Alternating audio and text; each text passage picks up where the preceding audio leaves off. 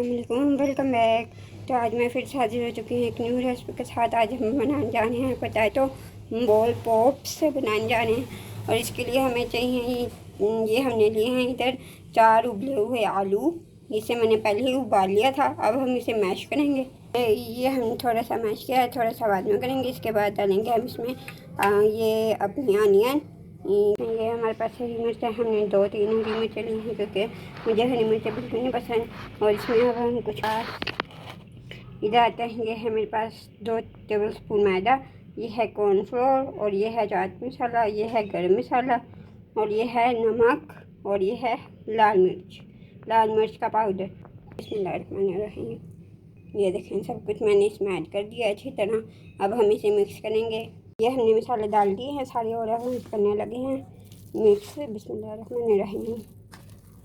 तो अच्छी तरह मिक्स करना है। जब आप अच्छी तरह से मिक्स करेंगे ना तो ही आपके बॉल्स जो है ना वो अच्छे बनेंगे। अच्छी मिक्स नहीं करेंगे तो कहीं कॉर्नफ्लोर और मैदे का जायका आएगा, मसालों का जायका आएगा और कहीं नहीं आएगा।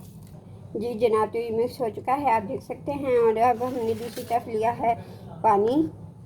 अब हम बनाने लगे हैं इसके बॉल्स। और बॉल्स बनाने के लिए आपको पानी अपने हाथ पे लगाना है, ऐसे ऐसे बिल्कुल हथेली अपनी गीली करनी है। ऐसे आपने लेना है एक बॉल।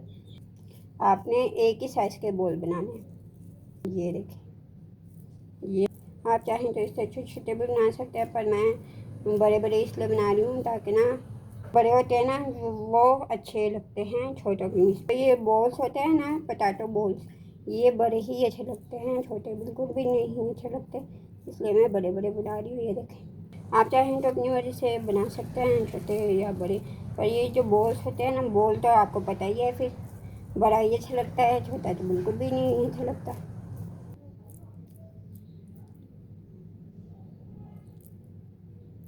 तो बॉल्स तैयार हो चुके हैं, देख सकते हैं। जब भी मेरा स्नैक्स खाने का या कोई तली हुई चीज़ खाने का दिल होता है ना तो मैं ये बना के खा लेती हूँ।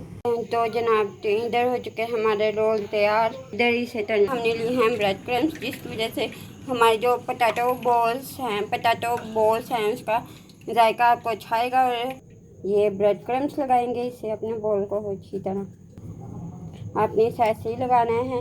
देख सकते हैं मेरा बिल्कुल लो है, घी फुल गर्म मैं डाल चुकी हूँ इसे।